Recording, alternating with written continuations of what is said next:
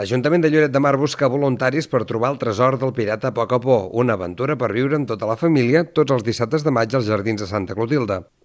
Fa uns dies, un dels jardiners va trobar un fragment del mapa on s'hi amaga aquest tresor. Després de moltes investigacions, se sap que el mapa marca el lloc exacte on el pirata Poc a Poc va amagar el tresor, després d'una batalla amb els lloretencs ara fa molts anys. Fa molts anys, una terrible batalla, i no van trobar el seu tresor. Llavors suposen que estava enterrat en allà on abans hi havia unes vinyes.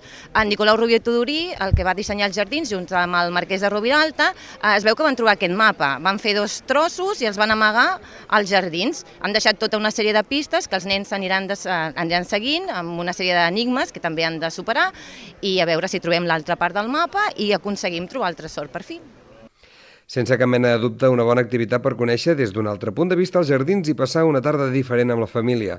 La gincama, que té una hora de durada, es farà cada dissabte de maig a les 6 de la tarda. Els menors de 12 anys tenen l'entrada gratuïta i cal fer una reserva prèvia al Museu del Mar.